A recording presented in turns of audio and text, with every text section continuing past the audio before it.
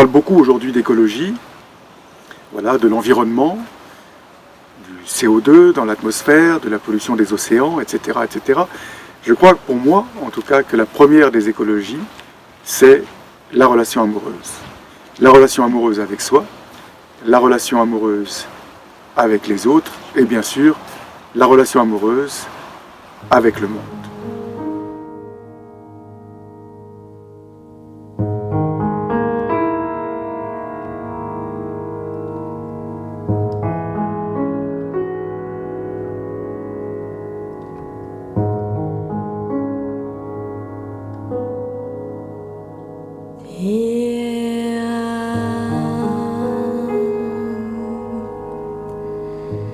Voilà un thème fou. Quand on m'a demandé d'aborder ce thème, c'est tellement sensible ce sujet, la relation amoureuse. Ça peut évidemment éveiller de l'envie, de la curiosité, mais ça peut aussi éveiller des colères, des peurs. Ça peut être suspect. Voilà, c'est pas un sujet anodin que la relation amoureuse. Pour beaucoup d'entre vous, vous avez déjà fait, bien sûr, accompli un cheminement, des lectures, vous avez déjà assisté à des conférences, et vu des vidéos, vous avez fait des stages, et vous avez déjà bien sûr compris, et je ne vais rien vous apprendre, voilà, que la première des relations amoureuses qu'il nous faut construire, c'est déjà avec soi-même, bien évidemment, c'est la base. Christiane Singer, une femme que j'ai connue, une grande amie, et qui est partie bien vite, bien trop tôt, disait « Tant que je ne m'aime pas, eh bien je suis une relation dangereuse pour les autres. » Donc la base, c'est vraiment ça, d'arriver à s'aimer, à se rencontrer, à être vraiment, mais vraiment en amour avec ce qui je suis. Alors bien entendu, lorsqu'on est en amour, lorsqu'on tente cette aventure d'être en amour avec soi, beaucoup de gens pourraient dire « mais c'est narcissique ». Voyez-vous, comment voilà. Et pourtant, nous devrions être narcissiques. On devrait s'aimer, s'émerveiller. Vous voyez, le matin devant le miroir, on devrait arriver, avant de prendre sa douche tout nu, de se regarder et dire « Ah, je suis extraordinaire !» Oui, et je vois que Marie-Pierre, je suis très amoureux de toi, Marie-Pierre, parce que tu sais faire ça.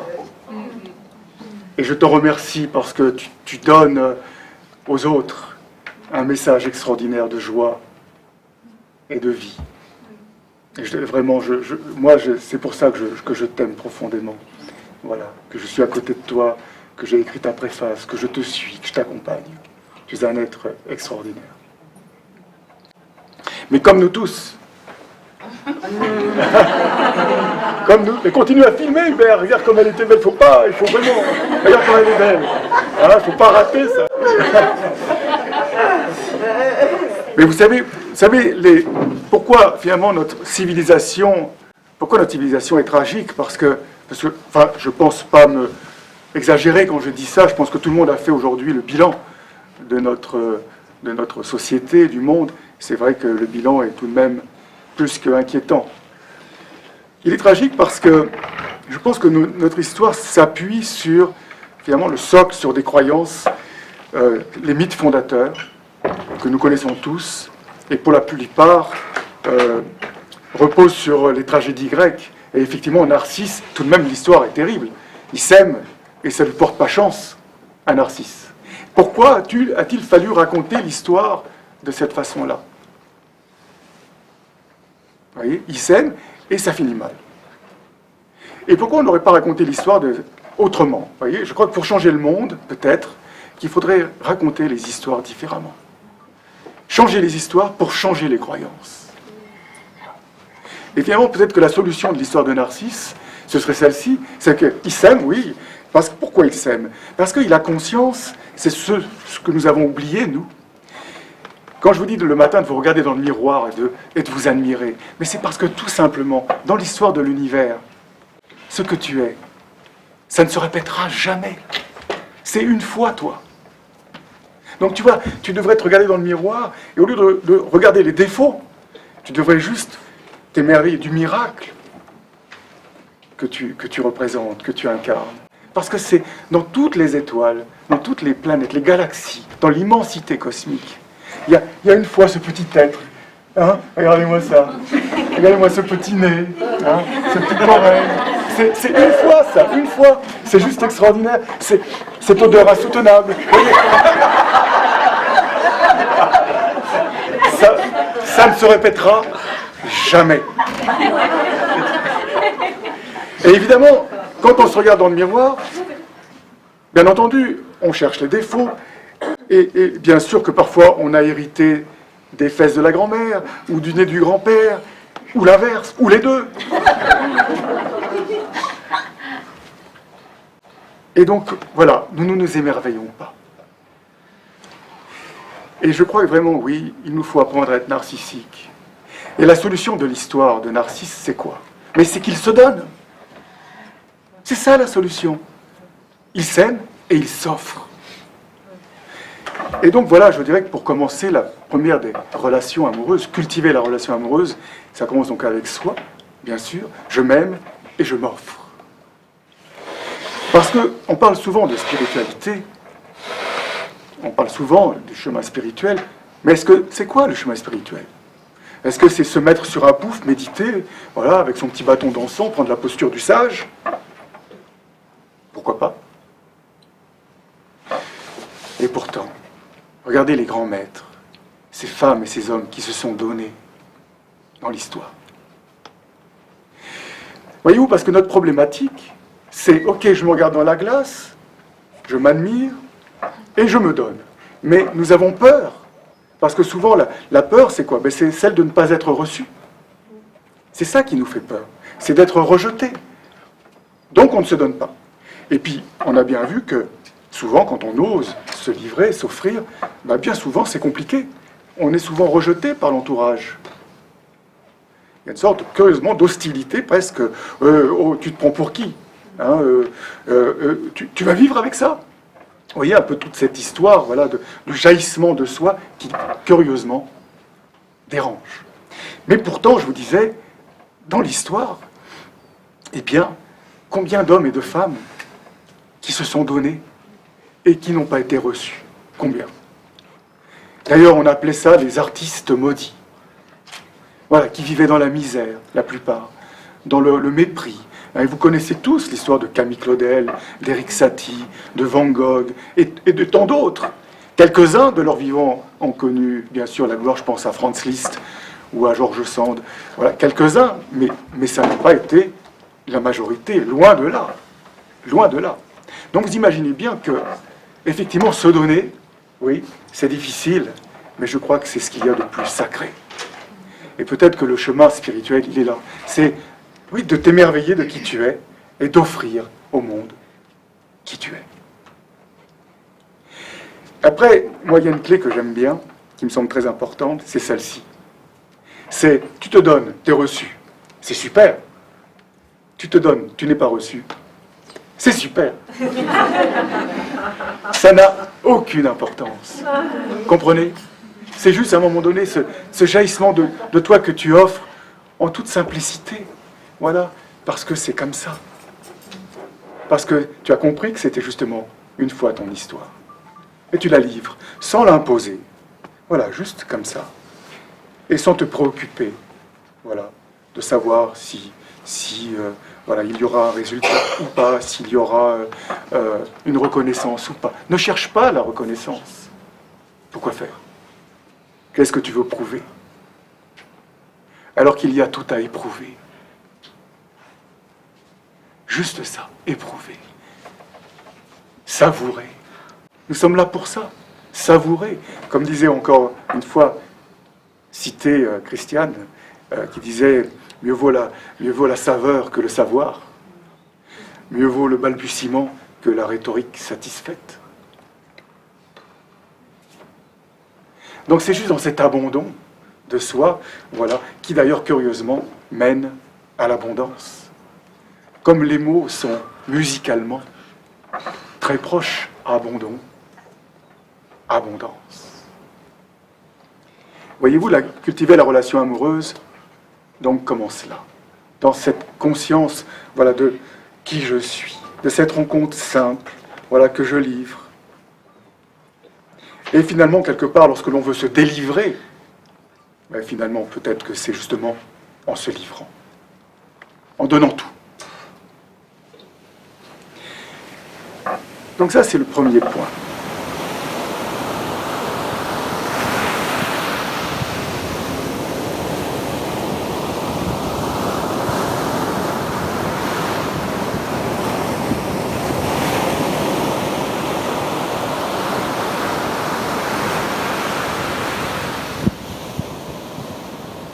Le deuxième point, évidemment, c'est le regard que je vais porter sur moi.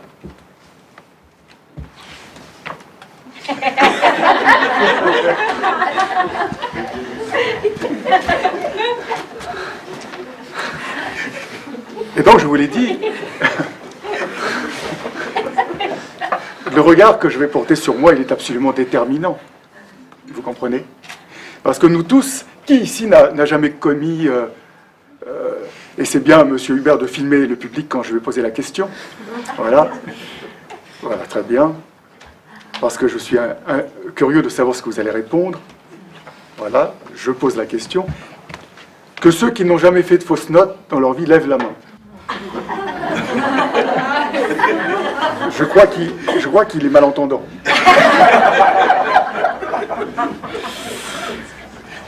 Que ceux donc qui n'ont jamais fait de fausses notes lèvent la main.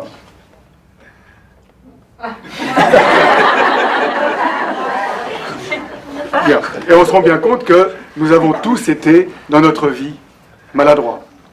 Et bien sûr, que ceux qui n'ont jamais subi de fausses notes lèvent la main. Et là encore, on se rend bien compte que nous tous avons à la fois commis des fausses notes et subi des fausses notes. Et bien sûr, moi qui vous parle, en ce qui concerne commettre des fausses notes, il fut un temps, je crois, où j'étais un expert. Voilà. Je n'en tire pas une fierté, vous savez. J'en tire juste une gratitude infinie. Parce que lorsque j'ai pris conscience, lorsqu'on m'a amené à prendre conscience, parfois par des retours, de mes manques de discernement, de mes maladresses, eh bien, ça m'a amené évidemment à me poser des questions sur moi, sur mes lourdeurs, sur mes défaillances d'homme. Et évidemment, lorsque j'ai appris que je n'étais pas un être parfait, je croyais, moi. Non, je n'ai jamais vraiment cru, mais enfin, je pensais tout de même, malgré tout, à un moment donné, que ouais, j'avais fait un... Lorsque j'ai appris que voilà, j'ai pu blesser dans ma vie, oui, ça a été littéralement un séisme. Ça m'a terrassé. Et j'ai mis des années vraiment à me sortir de mes culpabilités, de ce regard que je pouvais avoir, où je me démolissais dans l'intériorité. Et puis à un moment donné, j'ai commencé vraiment à me pencher sur cette problématique de la fausse note. Et pourquoi j'ai de la gratitude? Parce que effectivement, ça m'a amené à écrire un livre qui s'appelle « Éloge de la fausse note ». Ce livre est devenu un best-seller, et puis maintenant c'est ce qu'on appelle un long-seller. C'est un livre qui touche, qui fait du bien. Et je me dis, finalement, si je n'avais pas été maladroit, j'aurais pas fait tout ça. Et on se pose finalement la question du sens de la fausse note, finalement. Oui, ça fait grandir. Ah bon? Je croyais, moi, que c'était coupable, que c'était grave et condamnable. Point final. Eh bien non. La fausse note nous fait grandir. Et finalement, en tant que musicien, je me rends compte que c'est vrai. Voyez-vous? C'est qu'une partition de musique ne peut se faire que s'il y a des dissonances. Et c'est ça qui est bouleversant. Donc le regard sur soi, il est juste déterminant. Prendre conscience, voilà, d'avoir ce regard tellement de tendresse, voilà, sur l'être que j'ai pu être, que je suis encore. Voilà. Et puis quand j'ai été maladroit, eh ben, je me regarde dans le miroir, non pas dans la complaisance, mais juste, voilà, dans cette tendresse qui dit, oui, j'ai encore du travail à faire. Mais c'est normal, j'ai encore des choses à harmoniser. Mais finalement, la grande question que nous nous posons sur le sens de la vie, ne serait-ce pas celui-là? Harmoniser les fausses notes.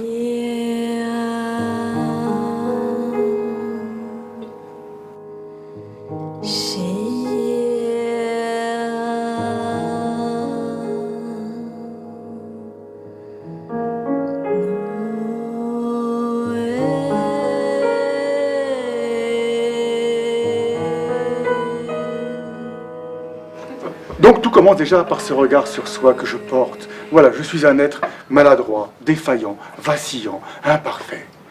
Et c'est juste mon humanité dont il est question. Et c'est pas grave, ce n'est pas une tare. Et ce qui fait que quand je vois l'autre qui est devant moi et qui vacille parfois, et qui est maladroit, et qui trébuche devant la beauté de l'autre, eh bien, je suis touché. Et non plus condamnant, comme nous le sommes tous aujourd'hui. Beaucoup trop. Voilà pourquoi notre société, aujourd'hui, est devenue absolument invivable. Et voilà pourquoi nous nous entretuons, parce que là aussi le sophisme va jusqu'à dire que, comme nous sommes imparfaits, l'obsession c'est d'être parfait, évidemment. Hein, il faut être meilleur, plus fort. Et ça, on le retrouve de la maternelle jusque dans les entreprises. Chez soi, dans son domicile, et jusqu'à nos chefs d'État qui le disent dans leurs discours. Il faut être compétitif, il faut prendre les parts de marché, nous devons être les premiers. Non mais, le monde est en train de mourir de ça. Nous sommes tous en train de mourir de ça. Donc on se rend bien compte que c'est absolument insensé. Il faut lâcher cette idée de réussir, d'être plus, de vouloir montrer, de prouver. Lâche tout ça, lâche tout ça. Ça n'a aucune utilité. Il y a une seule chose à faire, c'est juste de t'émerveiller de qui tu es et de t'émerveiller de l'autre qui est en face et de lui dire.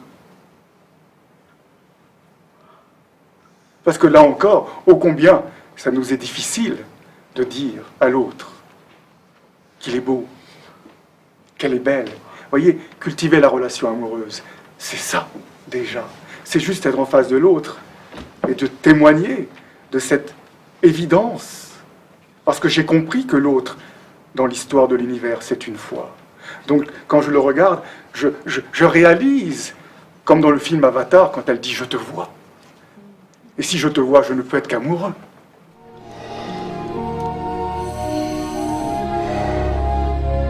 Je te vois.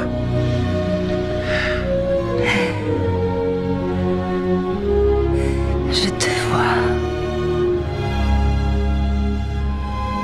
Et être amoureux, c'est pas parce que c'est la plus belle du royaume. Vous voyez, les contes de fées, comme là aussi, même si ça porte, comme disait Bruno Bettelheim dans Psychanalyse des contes de fées, même si ça porte tous les archétypes, bien entendu, de ce qu'est notre humanité, il est évident que malgré tout, nous sommes là encore dans un mensonge grossier de ce qu'est l'amour. L'amour, c'est pas la plus belle du royaume. La fille, c'est toujours la plus belle du royaume. Puis alors, la fille, elle cherche pas l'amour. Elle est allongée, elle attend. Donc, les femmes, vous ne cherchez pas l'amour. Premier message, c'est cherchez pas l'amour. Faut pas. C'est les hommes qui cherchent l'amour.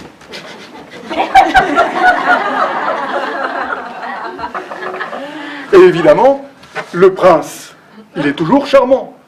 Alors toi, quand tu te regardes dans la glace le matin, tout nu, devant le miroir, et que tu te dis, peut mieux faire, il est clair que du coup, l'amour, tu te dis, en plus, il faut tuer l'ogre, la sorcière ou le dragon, enfin tu te dis, je laisse tomber l'affaire. Et puis, autre perversité, c'est qu'on nous dit que l'amour, c'est un truc super rare. C'est-à-dire, en général, tu sais, moi, quand j'étais petit, on me disait, enfin, je sais pas si on vous le disait, mais moi, quand j'avais 8 ans, on me disait, le grand amour, Marco, c'est une fois. Alors, tu te dis... tu vois, tu flippes, quoi. Tu te dis, il faut pas rater l'affaire, quoi. Donc, les gens vivent dans l'angoisse totale. Donc, quand ils ont rencontré quelqu'un, c'est le grand amour. C'est à moi. Surtout, ne pars pas. Voilà. Et c'est ainsi que les choses se passent. Et c'est juste que de la terreur. Et c'est tout sauf de l'amour. C'est une illusion totale. Parce que l'amour, qu'est-ce que c'est, finalement? On ne sait même plus, parce qu'il y a une telle confusion aujourd'hui. L'amour, c'est quoi? Et si c'était ça, justement? Juste le simple émerveillement. Justement, tout d'un coup, pouvoir oser être amoureux 1000 fois par jour. Regardez, vous êtes là, je ne sais pas combien vous êtes, admettons, 80, et je suis amoureux 80 fois. D'ailleurs, ma femme va me téléphoner, elle va me demander, elle va me dire, t'étais amoureux combien de fois aujourd'hui? 80 fois, ma chérie. Et elle va me demander, elle va me dire, est-ce qu'il y avait des jolies femmes? Je dis, mais bien sûr. Et puis chaque fois, elle me dit, est-ce qu'il y avait des beaux hommes? Je dis, non, pas trop, non. Et évidemment, je vais lui dire, bien sûr, il y avait aussi des très beaux hommes. Voilà, et merci, je vous remercie. Justement, comment je ne peux pas être en gratitude quand vous éveillez chez moi de l'amour? Et l'amour n'est pas justement l'histoire de prendre la plus belle du royaume. C'est pas ça l'amour. L'amour, c'est juste c'est un état d'être, c'est une présence en gratitude. C'est ça l'amour. Et elle va déjà commencer, je l'ai dit tout à l'heure, par cette présence en gratitude déjà avec soi-même. Ça va être cette présence en gratitude aussi avec nos ancêtres, bien entendu, avec toute la lignée de nos pères, grands-pères, de tous ces hommes, et de nos mères, et de nos grands-mères, de tous ces êtres avant nous qui ont permis aujourd'hui ma présence. Et peut-être que dans mon histoire, dans mes lignées, peut-être qu'il y a eu des crimes, des viols, je ne sais pas, de l'inceste, certainement il y a eu ça. Évidemment. Et moi, je ne dois prendre aujourd'hui que la posture de la gratitude, du merci. D'ailleurs, curieusement, le merci n'est-il pas l'anagramme du mot crime? Et voyez-vous, par cette attitude du merci que j'incarne, je vais guérir toute mon histoire. Je vais relever tout ce qui a été humilié, rabaissé. Parce que tout d'un coup, je donne un sens à tout ce qui s'est produit. Par mon attitude d'amour, par cette présence guérissante, tout d'un coup, je justifie tout ce qui a été fait. Si j'ai des reproches, si je suis en colère, je ne fais que porter la malédiction et la transmettre à mes enfants. Et c'est prouvé, voyez-vous, en neurosciences. Voyez-vous, tout ce qui a été dans les violences, comme un viol, des crimes, tout ça, sont des marqueurs génétiques, sont absolument imprimés dans la carte génétique, dans la trame profonde de l'être. Et ce qui est extraordinaire, ce que Bruce Lipton a découvert dans ses travaux, c'est que tout ça peut s'effacer. Ça s'appelle l'épigénétique. Et ça va s'effacer comment? Mais par le fait justement de toutes ces personnes qui aujourd'hui font des stages de développement personnel, vont dans des constellations familiales, vont dans des sortes de congrès comme ça, par des lectures et des rencontres. Donc heureusement aujourd'hui qu'il y a toutes ces personnes qui œuvrent, évidemment, pour que, voilà, tout simplement, il y ait ces guérisons.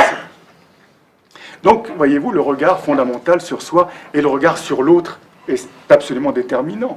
Moi, je reste convaincu que tant que je n'aurai pas conscience de la préciosité de l'autre, de la magnificence de l'autre, eh bien, il y aura maltraitance de l'humanité.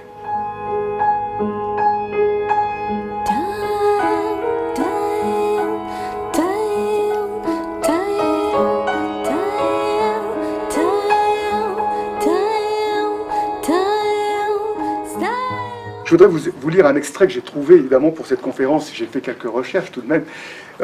Et je trouvais que c'était juste déterminant ce que portait Musset comme regard sur l'humanité. Je l'ai préparé, normalement. Il est... Ah, il est là, voilà. C'est juste extraordinaire. C'est tiré, bien sûr, de « On ne badine pas avec l'amour ». Et c'est la tirade de Perdiccas. J'avais appris d'ailleurs cette pièce de théâtre quand j'étais en seconde. Ça m'a fait plaisir de la redécouvrir il y a quelque temps.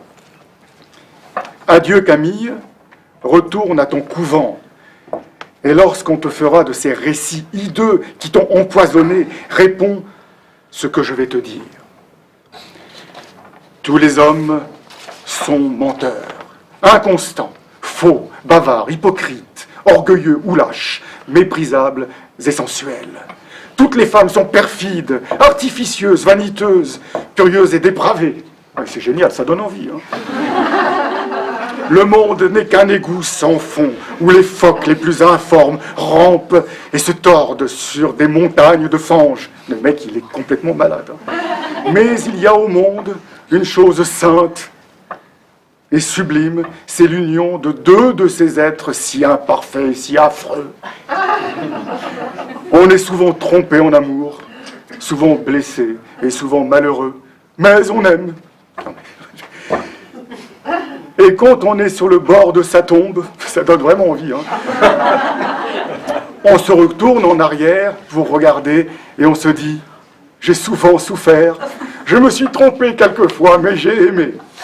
C'est moi qui ai vécu et non pas un être factice créé par mon orgueil et mon ennui. » Wow. Mais comment voulez-vous aimer le monde quand on le voit de cette façon-là? Comment voulez-vous les femmes, voulez-vous aimer les femmes quand on les voit perfides, je sais pas quoi, artificieuses, etc. Et comment voulez-vous aimer les hommes quand on les voit de cette façon-là aussi? Mais ça s'appelle des croyances. Vous comprenez?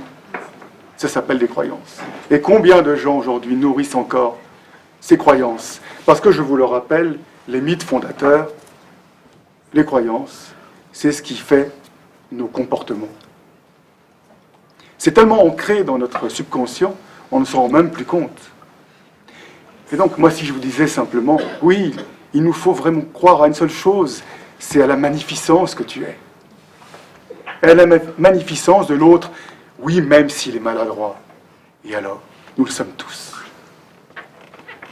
Il n'y a que de cette façon-là, d'ailleurs, que dans cet accueil de ma maladresse, de mes failles, que je peux pouvoir avoir une prise pour les transformer.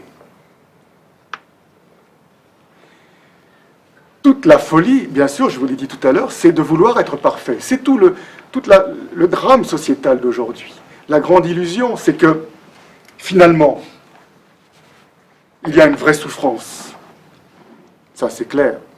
Elle est palpable. Et comment elle est masquée? Par l'image que nous montrons de nous-mêmes. Voilà, bien sous tout rapport. Tout va bien. Et surtout, il n'y a pas de fausses notes. Nous cachons, là aussi, nos dissonances, comme finalement, nous cachions, et pardonne-moi, Marie, nous cachions les personnes handicapées le siècle précédent, nous cachions les handicapés, dans les familles cachaient leurs enfants. Et aujourd'hui, finalement, quelque part, nos handicaps, nos failles, nos fêlures, nous les cachons. Là encore, comme si nous avions honte de nos travers et de nos secrets inavouables. Il serait temps aujourd'hui, je crois, de montrer qui nous sommes, avec le sourire. Voilà, authentique, transparent. Voilà, et rire de ce que nous sommes. Voilà, rire en tendresse. Ah bon, toi t'es comme... Ah ben, mais moi aussi, si tu savais. Hein? Non, mais moi c'est pire. Ah non, c'est moi qui est pire. Vous voyez? Et là, tout d'un coup, ça change tout, vous comprenez? Ça allège. Le monde se libère. Alors que là, quand tout est masqué, eh bien qu'est-ce qui se passe quand on masque sa nature? Alors, il y a un dicton qui dit ça, chasser le naturel, et il revient au galop. Ce que Pierre Desproges disait, chasser le naturel, il revient au goulot. Il y a aussi chasser le naturiste, il revient en bungalow, mais enfin ça c'est... Et là aussi, on peut se poser la question de savoir, ne serait-ce pas là aussi un chemin spirituel que, finalement, non pas de chasser ton naturel, mais de l'accueillir. Aussi sulfureux soit-il, accueillir ton naturel, mais fais-en quelque chose. Fais quelque chose de toi. C'est peut-être ça la grande aventure de la vie. Moi, je peux vous garantir que lorsque vous ne vous accueillez pas, lorsque vous vous rejetez, lorsqu'il n'y a pas d'amour de soi, c'est d'une telle détresse. Ça crée du coup des violences terrifiantes, ça crée des monstres.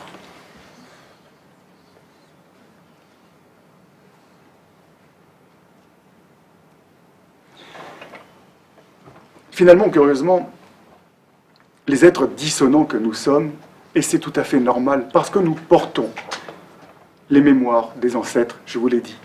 Et ces mémoires, pour certaines, sont dissonantes. Et finalement, ma naissance, à quoi elle sert? Eh bien, à quelle question elle doit répondre? Pourquoi es-tu venu ici? Pour répondre à une question. Pour répondre à une dissonance. Nous sommes là pour harmoniser ces dissonances-là qu'on nous a léguées. Et nous sommes dans une société où on nous a tellement dit que les fausses notes c'était grave, que les erreurs, les maladresses c'était grave, que quand la vie nous envoie des fausses notes, on ne comprend pas. Les gens se disent « je ne comprends pas ce qui m'arrive ». Et il y a des gens qui s'imaginent qu'on leur en veut, que l'univers participe même peut-être conspire contre elles. Alors que pas du tout. La vie envoie des fausses notes parce que c'est le propre de la vie. Pourquoi la vie nous envoie des fausses notes? Parce que je ne vais pas vous apprendre la vie. La vie, elle nous envoie déjà la mort, c'est pas mal. Elle nous envoie la maladie, elle nous envoie des accidents, elle nous envoie tellement de fausses notes. Hein? C'est pour ça que s'imaginer une vie sans fausses notes, c'est déjà d'une absurdité. On est dans une société, on veut que tout soit sous contrôle, on met des radars, des caméras, pas de fausses notes, pas de fausses notes, mais ça n'arrêtera rien, ça n'arrêtera pas les accidents. Au contraire, ça rend des sociétés de plus en plus invivables, et plus elles seront invivables, et plus il y aura d'accidents, et plus il y aura d'accidents, et plus on mettra des caméras. Enfin, c'est quelque chose qui n'a aucune issue, si ce n'est en permanence nous déresponsabiliser dans ce qui est notre devoir d'existence. Parce que voyez-vous, quand les gens reçoivent les fausses notes, ils deviennent victimes. Et ils deviennent tellement victimes, et on a une société qui entretient ça, ça devient presque un business. C'est rentable d'être une victime. J'attire le regard, j'attire la compassion, j'attire l'intérêt. Voyez-vous? Et ça, c'est terrible. Alors qu'en fait, ce qu'il faut bien comprendre, c'est que dans la musique de la vie, eh bien, nous sommes là pour répondre aux dissonances que la vie nous envoie. Et d'ailleurs, ça vient le mot responsabilité, vient de deux mots latins qui sont habilitas et respondere, qui veut dire habilité à répondre. Tu es habilité à répondre. Et quand on dit à quelqu'un tu es une victime, tu subis, tu n'es plus habilité à répondre. Vous comprenez? Donc c'est très grave. Ton devoir, il est, face aux fausses notes, chaque fois te dire, allez, maintenant, comme Mozart, finalement. Voyez-vous, pourquoi Mozart est génial? Parce qu'il magnifie la dissonance. C'est juste ça, être génial. Donc, beaucoup de gens se plaignent, sont des victimes, montrent du doigt, condamnent, culpabilisent, souffrent. Ils n'ont pas compris que la joie de la vie, c'est de magnifier la dissonance.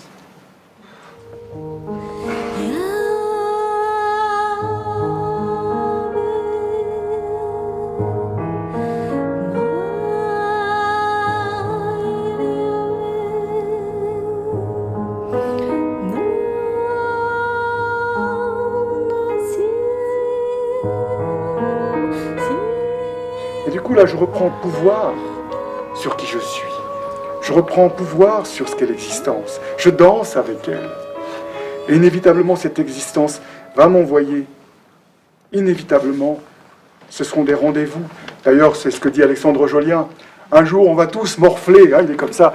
Il est génial, cet homme. Et c'est tout. Et il dit, enfin, finalement, c'est dans le tragique et dans la réalité de ce réel, voilà, qu'est le véritable enseignement spirituel. Et je vais en faire quelque chose. Et quand je vois Marie-Pierre, qui est un exemple, et qui nous montre des photos d'elle sur son ordinateur, où elle est nue, elle montre son corps, voilà, et qui est beau, et où elle fait du ski, et où elle fait sa vie, et elle dit « je suis heureuse ». Elle n'est pas victime. Vous imaginez ? Je suis heureux. Et je suis heureuse.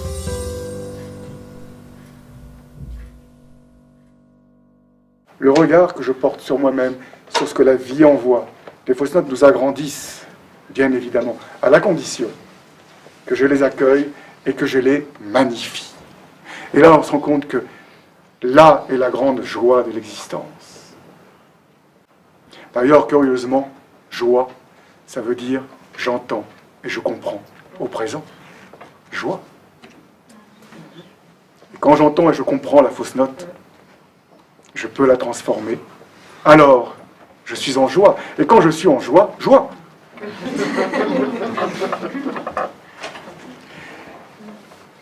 Et donc ça, c'est quelque chose d'extraordinaire. Vous voyez donc comment cultiver la relation amoureuse, elle va être là, déjà, quand je suis en joie avec ce qui est. Du coup, quand je vais rencontrer l'autre, je ne vais pas lui apporter mes souffrances, et mes peurs, et mes manques, et mes colères. Je lui offre ma joie. Et là, je suis enfin prêt, effectivement, à vivre, à commencer à tisser une relation amoureuse avec l'autre.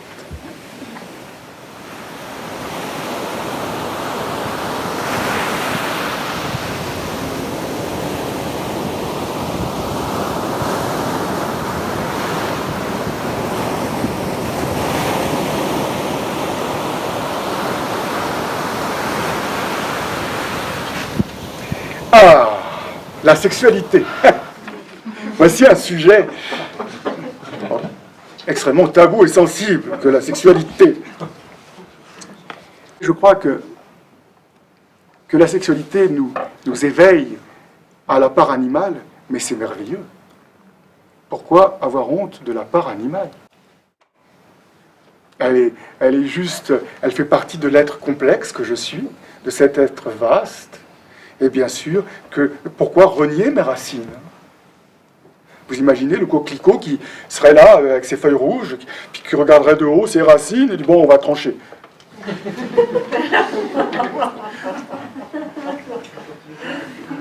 Vous imaginez la tête du coquelicot quand il a tranché ses racines. Ben, c'est exactement ce qui se passe pour l'être humain. Donc merci quand, évidemment, l'autre éveille ce désir jusqu'à la saveur, quand ma part animale est là, éveillée, parce que c'est elle qui me donne la force. Comprenez ? Il y a un très bon conte qui est celui de la Belle et la Bête. Et dans ce conte, vous le connaissez tous, la bête ne peut s'humaniser que si la belle l'embrasse. Et moi, je crois que si l'humanité doit s'humaniser un jour, eh bien, il faut qu'elle embrasse sa part animale. Il faut qu'elle embrasse la dimension de la sexualité pour qu'elle puisse s'humaniser. Parce qu'effectivement, parce qu'elle n'embrasse pas cette dimension-là, l'humanité est profondément inhumaine.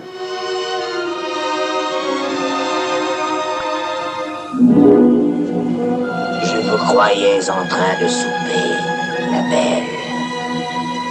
Je n'ai plus faim, la bête, et je préfère me promener avec vous. Belle, c'est un grand privilège que vous me faites.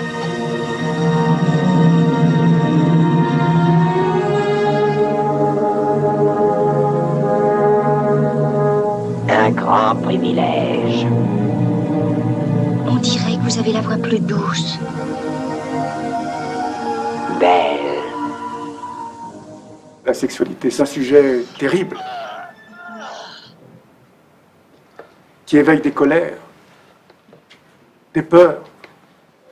Donc je ne peux pas passer à côté de ce thème de la sexualité, parce que c'est une réalité dans la relation amoureuse. Bien sûr que la sexualité se greffe. Alors, je crois que là encore, vis-à-vis de la sexualité, pour arriver à la vivre sereinement, eh bien, je crois que c'est vraiment une dimension sacrée. C'est la part secrète de chacun d'entre nous. Je n'ai aucune réponse à vous donner. Je n'ai aucune règle à vous donner. Parce que nous sommes tous différents. Tout simplement. Normer la sexualité, mais quelle aberration. Un homme, une femme, un couple. Voilà, le prince et la plus belle du royaume. C'est ça la sexualité? Comme c'est pauvre. Bien sûr que le sujet est très complexe. D'ailleurs, j'étais tombé en écrivant mon livre, La clé d'être, sur une phrase amérindienne qui dit « Il y a autant de façons d'aimer qu'il y a d'étoiles dans le ciel ». Ah, j'ai été impressionné par cette phrase. Il y a autant de façons d'aimer qu'il y a d'étoiles dans le ciel. J'ai trouvé ça magnifique. D'ailleurs, chez les Amérindiens, l'homme ou la femme qui avait la double sexualité, on l'appelait le double esprit. Et il faisait partie du conseil des sages. Alors sur Internet, quand j'écrivais mon livre, j'ai écrit la phrase des Amérindiens et j'ai écrit donc « façon d'aimer ». Et j'ai été, alors là, je peux vous dire, extrêmement surpris. Alors évidemment, nous connaissons l'homosexualité, nous connaissions donc voilà, les hommes qui aiment les hommes, les femmes qui aiment les femmes, il y a les transsexuels, les transgenres, enfin voilà, on sait à peu près. Mais il y a d'autres choses, et je découvrais une sorte de monde incroyable. Alors les paraphilies, je ne savais même pas ce que c'était. Bien sûr, inévitablement des déviations, certaines évidemment coupables de prison, la pédophilie, hein, évidemment, et d'autres choses qui sont tout à fait condamnables. Et évidemment, dans la sexualité, on est bien d'accord, il y a des lignes rouges. Je n'ai pas de conseils à vous donner dans ce domaine, mais c'est clair qu'il faut tout de même un cadre avec des lignes à ne pas franchir, celles des enfants, et puis bien sûr, l'inceste. Mais après, on se rend compte que l'univers est vaste. Dans l'univers des couples, vous savez, tout le monde connaît, bien sûr, enfin, je ne sais pas si, en tout cas, tout le monde a entendu parler des échangistes. Et après, il y a les côte-à-côtistes, il y a les triolistes, il y a les mélangistes, il y a les candolistes. Enfin, on se rend compte qu'il y a une quantité d'expressions humaines, évidemment, qui pour certains peuvent être très choquantes, tant que je reste avec la sexualité, finalement, un taliban, je n'ai pas d'autre mot, c'est-à-dire, le taliban, c'est celui qui veut imposer sa vision du monde aux autres.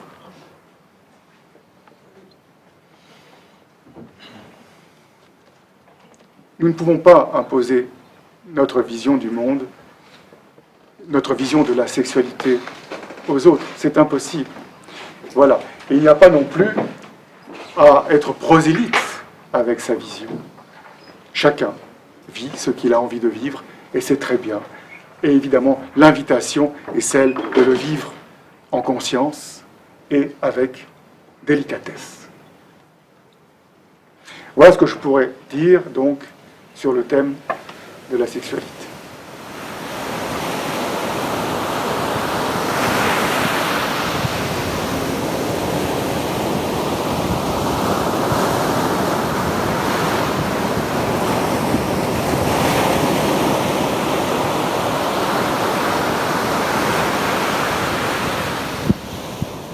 Maintenant, je vais parler du couple. Alors, je suis allé voir un grand ami, Jacques Salomé, que je connais, avec lequel j'ai fait des conférences, et j'ai pris, quelques... Parce que sur le couple, évidemment, Jacques Salomé a étudié toute sa vie, pendant plus de 40 ans, la relation amoureuse dans le cadre du couple. Et Jacques nous dit... Il faut 5 conditions pour qu'il y ait une relation amoureuse saine dans un couple. La première condition, c'est d'être délié pour s'allier. En clair, il nous dit, pour mettre une alliance, il faut se délier de sa mère, se délier de son père ou se délier d'un précédent amour, ce qui est très juste. La deuxième condition, il dit s'engager dit choisir. Et qui dit choisir dit renoncer aux autres. Je n'aborde pas les autres conditions, je voudrais m'arrêter sur ce point.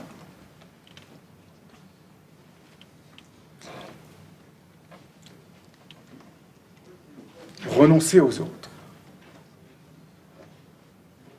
C'est le grand problème de l'histoire humaine. Parce que si finalement nous lisons Marivaux, si nous lisons Molière, si nous lisons Monterland et tant d'autres écrivains, si nous regardons des films sur des histoires d'amour malheureux, des opéras, Don Giovanni et tant d'autres, si nous regardons... Enfin voilà, on se rend compte que la littérature, bien souvent, aborde cette problématique du couple et des autres. Et c'est souvent très compliqué. C'est souvent dramatique. Parce que finalement, qu'est-ce que ça nous dit? C'est que nous n'arrivons pas, en règle générale, nous n'arrivons pas à renoncer aux autres. Je me trompe ou pas? Plus fort? Peut-être. Absolument. Je suis entièrement d'accord. Il y a des êtres, effectivement, qui se marient et qui arrivent à renoncer aux autres. Bravo. Bravo. Très bien. Tant mieux, ils y arrivent. Mais ce n'est pas parce qu'ils y arrivent qu'il faut condamner les autres, ceux qui n'y arrivent pas. Parce qu'encore une fois, je le rappelle, nous avons des natures différentes. Nous avons des natures différentes. Il y a des êtres qui ont besoin des autres. Et d'ailleurs, j'aime beaucoup ce que dit Isabelle Padovani dans ses conférences, parce qu'elle explique ça très bien. Elle dit finalement, dans les relations amoureuses, finalement, il y a 3 cercles. Il y a le premier cercle qui est de cultiver la relation amoureuse avec soi. Nous l'avons abordé. Nous avons le deuxième cercle qui est évidemment de cultiver la relation amoureuse avec l'autre. Et puis il y a le troisième cercle qui sont, bien sûr, les autres. Parce que les autres, ils existent. Ils existent. Alors, que des gens arrivent à renoncer, très bien, tant mieux pour eux. Comment donner des clés maintenant pour ceux qui n'arrivent pas à renoncer aux autres, en étant en couple? Parce que de nombreuses fois, moi j'ai entendu des femmes me dire « j'aime mon homme, mais il m'arrive de désirer d'autres hommes ». Alors elle me regarde, elle me dit « est-ce que j'ai le diable au corps ?» J'ai dit « madame, absolument pas, vous n'avez pas le diable au corps, ou c'est les hommes, est-ce que j'ai le démon de midi ?» Ni diable, ni démon, c'est juste simplement de la vie qui se manifeste. Alors, je vais vous parler de la relation, de cultiver la relation amoureuse en couple, homme-femme, homme-homme, femme-femme, comme vous voulez. Ça n'a aucune importance. Moi, je dirais que la sagesse, le sage avec le S, eh bien, c'est peut-être ça, c'est de s'accorder. Et le mot est très puissant, s'accorder, parce qu'il veut dire s'autoriser, se permettre la vie et être juste. Finalement, moi qui me suis marié il y a quelques années, bientôt 12 ans, je me suis engagé pourquoi, moi, avec ma femme? Moi, en ce qui me concerne, je me suis engagé pour me mettre au service de son envol. Je me suis engagé pour me mettre au service de son déploiement. Je me suis engagé pour me mettre au service de ses joies et de ses jouissances. Je me suis engagé pour l'accompagner dans ses secrets les plus inavouables, de les écouter, de les accueillir et de l'inviter à ce qu'on les transforme ensemble. Je me suis engagé pour qu'on s'accorde toute la vie. Je me suis engagé pour qu'on s'autorise des fausses notes, mais pour qu'on les rende belles ensemble.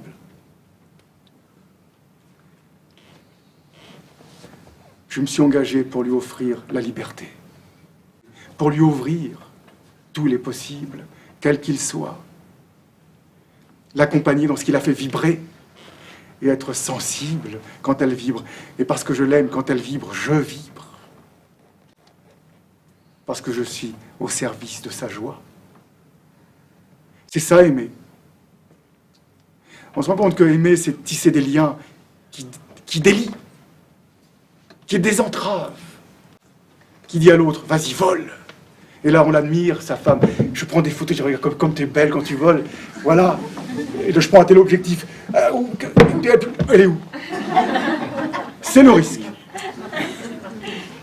Effectivement, si tu offres tout le ciel à l'autre, effectivement, le risque, c'est que peut-être elle s'en aille avec le premier venu. C'est souvent ce qu'on me dit. On me dit, et si elle s'en va avec le premier venu, hein? Si elle trouve quelqu'un de mieux que toi? Impossible.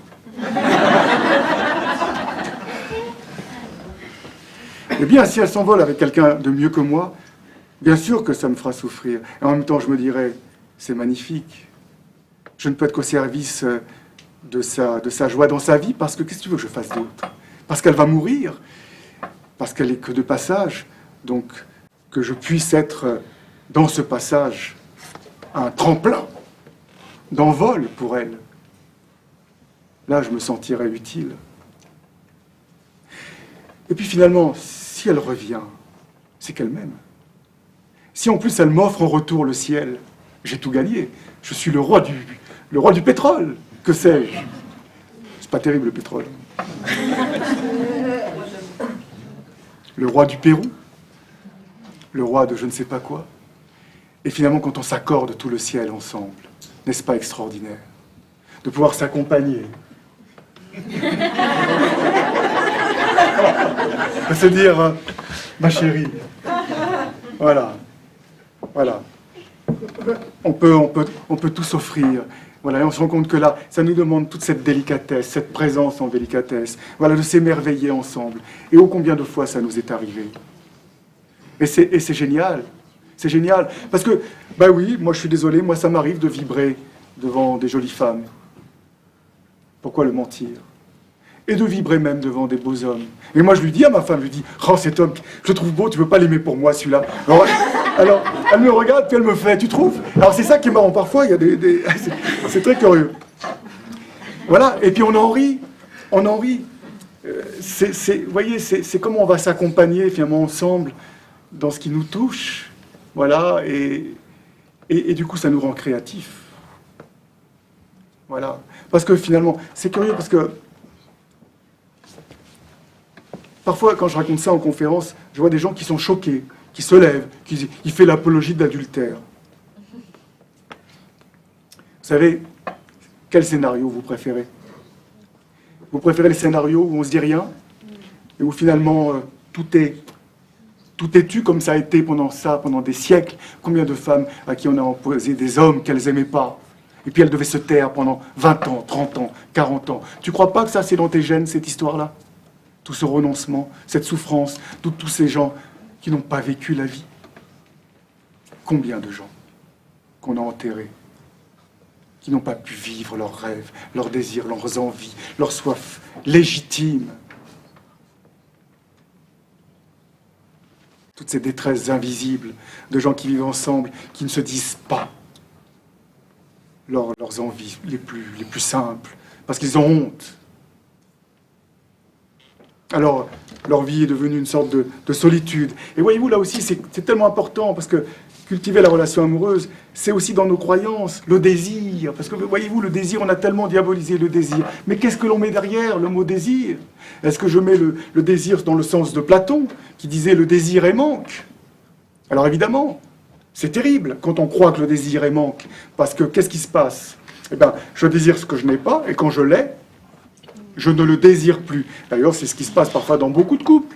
Des gens, des jeunes qui ne vivent pas ensemble, ils se désirent. Puis, c'est bizarre, quand on s'est mis ensemble, on s'est séparés. On s'aimait plus. Vous voyez? Parce qu'en fait, c'est uniquement lié à la croyance du désir associé au manque. Vous comprenez? C'est que, en fait, nous agissons, nous nous comportons en fonction de nos croyances. Maintenant, si on associe c'est terrible la croyance du désir quand c'est manque, parce que finalement, ça nous amène à ces couples qui vivent ensemble, qui ne se désirent plus.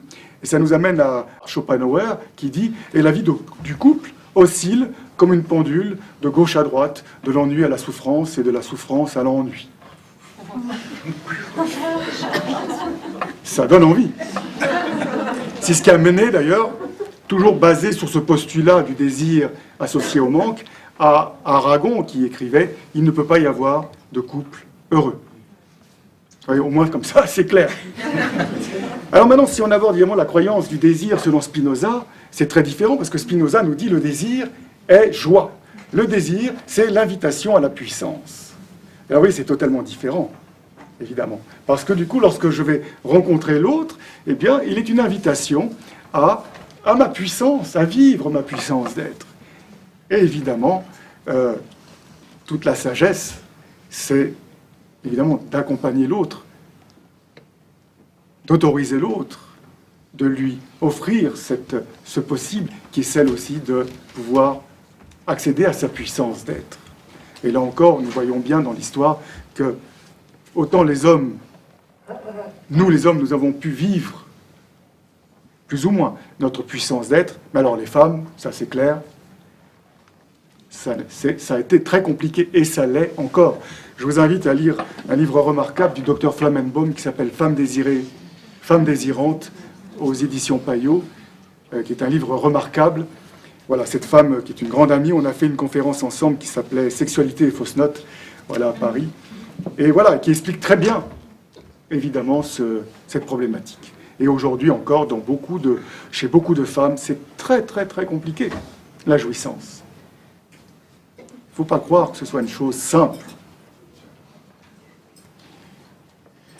Et donc on se rend compte que là, et c'est ce que j'évoquais tout à l'heure, c'est le troisième niveau du désir, c'est-à-dire le désir au service.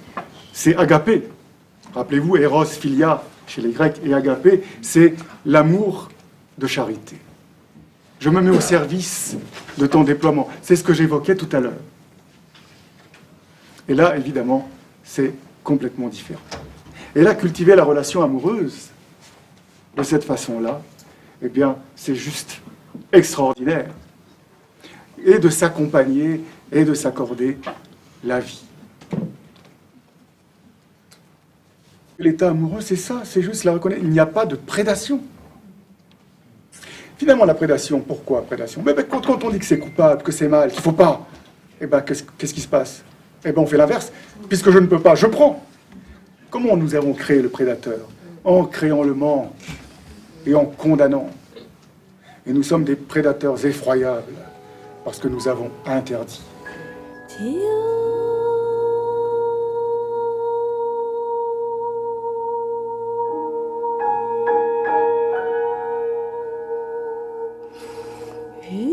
Avec l'expérience,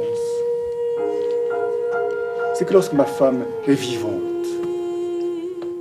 lorsque je la sens vibrer, lorsque je la sens heureuse, lorsque je la sens touchée, lorsqu'elle est nourrie par les autres, justement, le troisième cercle, qui est présent dans notre couple, bien évidemment. Parce que ce troisième cercle, il nous nourrit, il nous agrandit, il nous enrichit.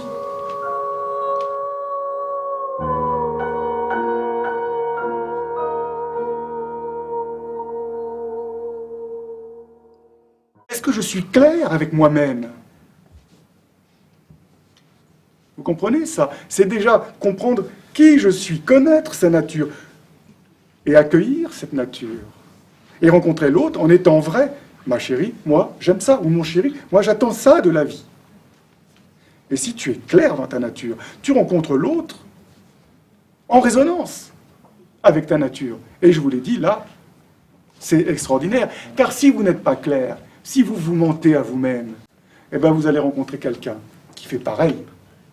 Et je peux vous dire que, du coup, s'engager avec quelqu'un qui fait pareil, eh bien, ça donne 10 ans, 15 ans, 20 ans de galère. Avec des espérances, des détresses invisibles, parce que ce que vous avez envie de vivre ne se réalise pas. Et ça, c'est le cas de trop de gens.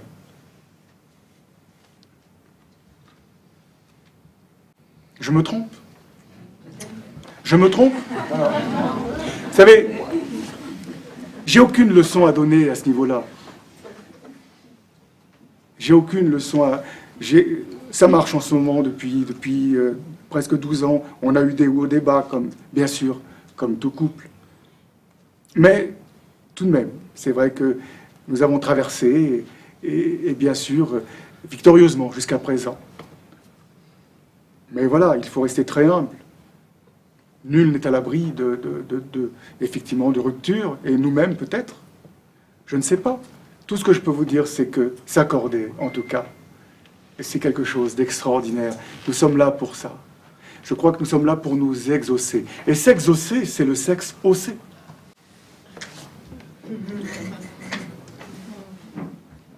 C'est ce que je souhaite ici à chacun. D'oser la grande aventure de la vie. De s'autoriser. Et quand je m'autorise, j'avance. Ça marche le jeu de mots?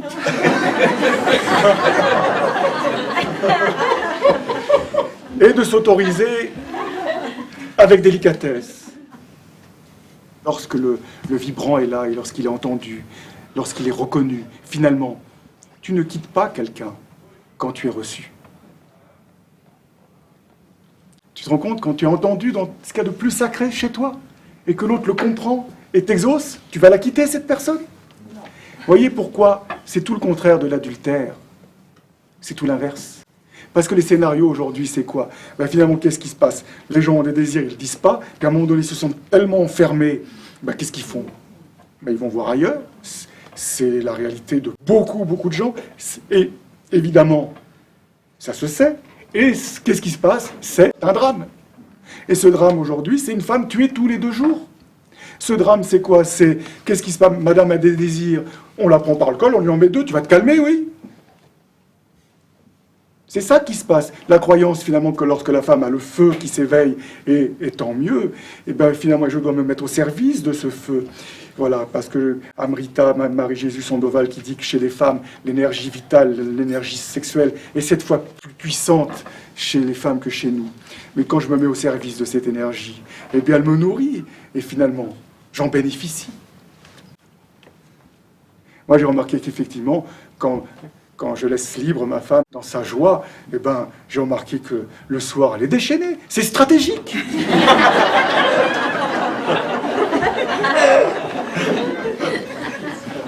Donc j'ai tout intérêt à lui accorder la vie. Et quand nous mourrons, nous serons vieux, inévitablement. Ça suffit, hein? Bon.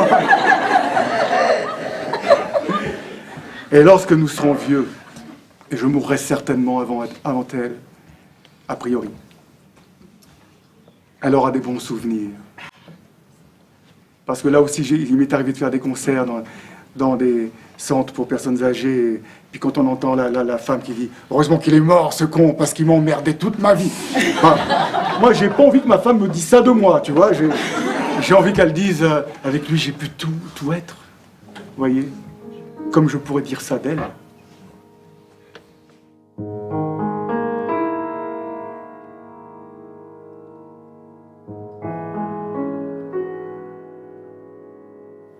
Nous sommes là pour nous accompagner, pour nous exaucer. Et alors évidemment, ce sera ma conclusion, c'est que cette liberté extraordinaire, tellement légitime, nous demande quoi? Elle nous demande la nécessité essentielle, celle de la délicatesse. Bien évidemment, parce que, évidemment, je suis tellement dans ma puissance d'être que parfois je ne me rends pas compte, et je l'ai fait dans mon adolescence. On peut bousculer, il y a parfois des gens qui ne sont pas prêts, bien entendu. Alors, je ne peux pas me permettre comme ça de me servir, bien évidemment. Il me faut, être à l'écoute de l'autre, être en empathie, en résonance, dans l'humilité la plus profonde. Et on se rend compte que la liberté demande ces vertus. Et elles ont du sens. Mais quand on dit à quelqu'un, tu n'as le droit à rien, tu es coupable, quand on dit tout ce qu'on dit. Et en plus, on lui dit, tu sais, tu dois être humble en plus. C'est irrecevable. Comprenez, on ne peut pas incarner ces vertus. Et donc, cette puissance incroyable que j'incarne me demande l'impérieuse nécessité de la délicatesse. Et je crois que peut-être pour changer le monde, il nous faut changer d'exigence. Ce n'est pas l'exigence de la perfection qu'il nous faut incarner, mais l'exigence de la délicatesse. Et on se rend compte que dans le délicat, il y a toujours le parfait. Alors que dans le parfait, il y a rarement le délicat. Merci à vous.